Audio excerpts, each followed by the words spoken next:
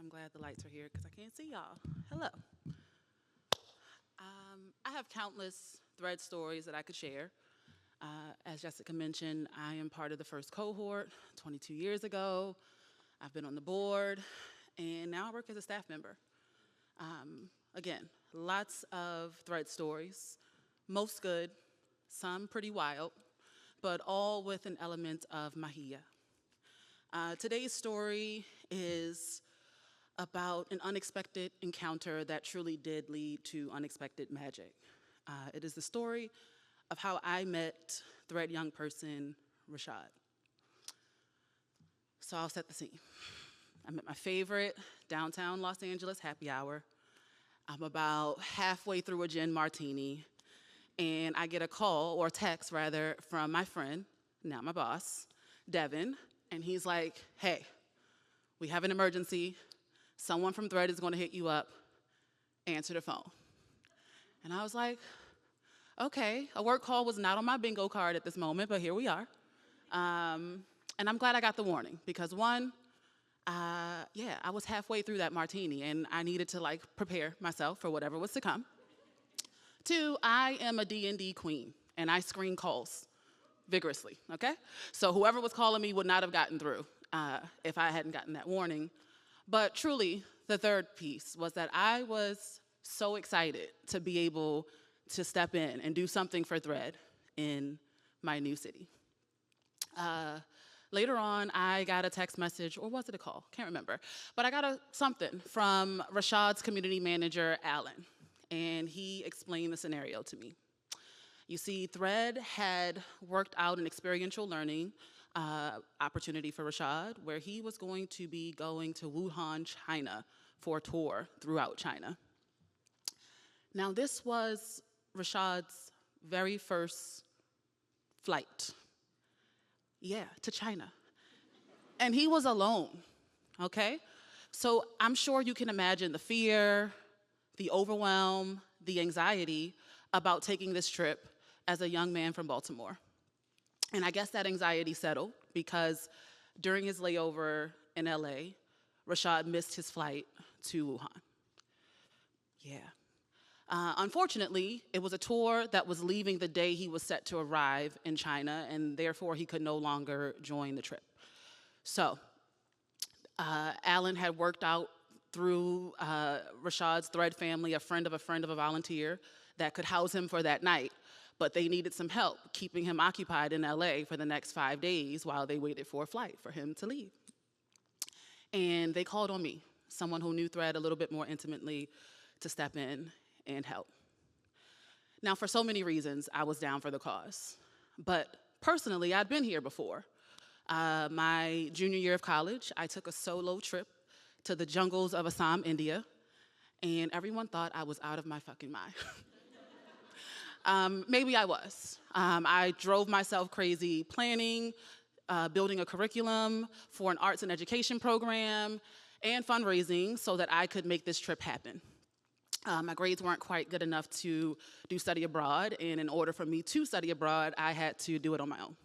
So I knew what it felt like to explore a new place and be alone in that exploration. But I also knew what it felt like to have the support of a community so that you could be open to and willing to explore new spaces, new places, and people. And I was just really excited for my next day to meet Rashad and pay it forward this way. The next morning, I picked up Rashad from the friend of a volunteer. Shout out to you if you're in the audience. And got in the car, and I turned and I looked at him, and I said, dude, what the hell happened? He was like, man, I don't even know. I was in the airport. And we just bust out laughing because the reality is he didn't have to explain anything to me, but that was truly lifted the weight of the newness introductory conversation. For the next few days, I spent a lot of time with Rashad. And Rashad didn't know it, Thread didn't know it, but I was having a really rough go that week. Maybe 48 hours before I got that call from Devin, probably while I was at the bar, honestly. But maybe 48 hours before, a really close friend of mine and the father of my LA nephews passed away suddenly from complications of leukemia. I was also about 1 month out from moving out of my home of 10 years with my husband and partner of about that amount of time, initiating a divorce, processing it internally, but, going through the flow. So because of all of these things, I had already planned a 2-day getaway in Vegas to literally go cry it all out. The next morning, I picked up Rashad. I took him to my favorite Jamaican restaurant. We sat outside in the parking lot and ate. Then I took him around the city of LA. He asked me to hit some spots that he'd seen on TV. So we went to Inglewood, Ladera Heights, went to Crenshaw. I took him to Hollywood. We got some pictures in front of the Hollywood sign. We had a good time. Then he asked me to take him to Compton. Absolutely not. First of all, the traffic, outrageous, not happening. But second of all, no, I'm not going to be responsible for losing a kid in Compton. Absolutely not. He agreed. I talked him off that ledge, and we headed to the hotel. And that's where we hit our first hurdle. You see, this was a Monday or Tuesday, and Rashad didn't get paid until Friday. So there was no way that he could book the hotel. Of course, you have to be present in order to book the hotel. And Thread was like, no, we'll figure out a way to get it. You don't have to pay for it, blah, blah, blah, blah. But I really just didn't want Rashad to experience any more worries on this trip. He had literally traveled across the country and was kind of stuck here with me. So I did what I would do. I pretended to be his mother. We were on a college tour, and I checked him into his hotel. We walked upstairs together and pretended that we were getting ready for our family adventure, and I snuck out the side door. Worked out.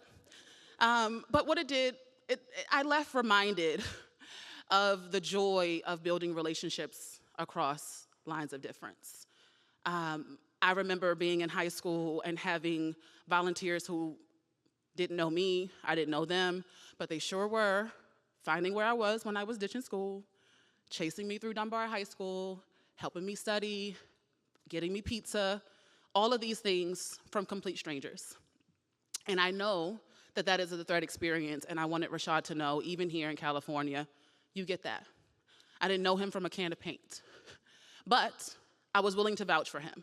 And I expected those hotel guests to know that I was his mama and that we were having a college tour and not to ask any questions. The next day, I took Rashad to the Santa Monica Pier. And if you've ever been, it's beautiful. It's the end of Route 66. It's scenic. There's a carnival situation and the waves and the mountains, all of that in the background. And as we were walking along the route from Venice to Santa Monica, he asked me to stop and take some pictures of him and for him. He's like, man, my daughter would love this. And I looked at him, I'm like, you got a child?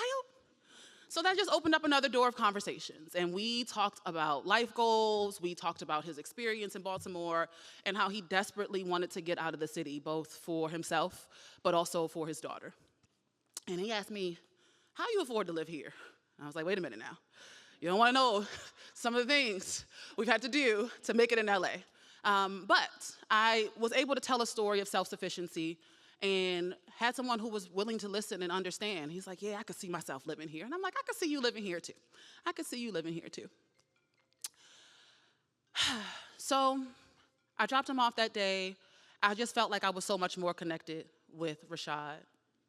And it was my last couple of moments that I would have with him before I was heading to Vegas. The next day, I let him know, hey, I have a friend on standby. If you need anything while I'm gone, here we are. I cooked some crab cakes and garlic noodles and dropped him off to his hotel. I'm a Baltimore girl through and through, okay? No one does crab cakes better. Hardly home, always repping, okay? And I left to make my way to Vegas. On the flight, I snagged $50 tickets to see Mariah Carey's residence. I was like, okay, here we go.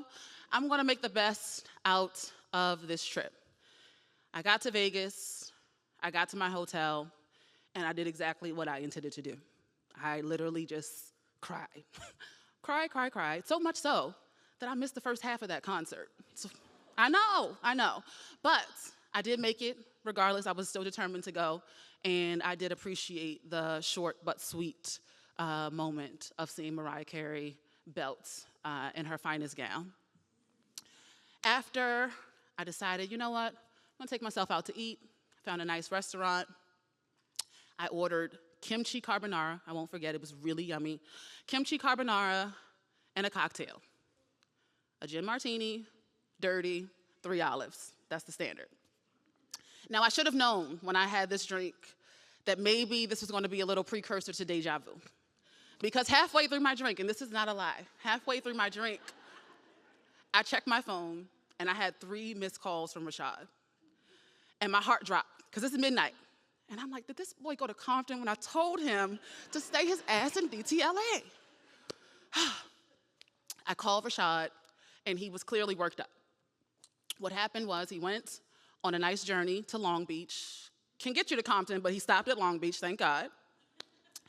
And he got back to the hotel late, but left his key inside the room. And because I was the mom on the college visit, he was not on the reservation. Security was called, they thought he was an intruder, and they were speaking to him in a very profiling way.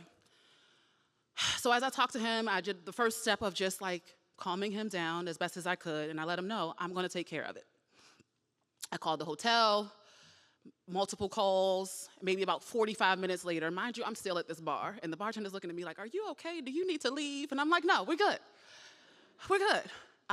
45 minutes later, they trusted that I was, in fact, his mom, and that I had an emergency, so I had to leave the hotel and couldn't be back until the morning. But I literally had to give them everything except my social security number and my firstborn child in order for them to get this done.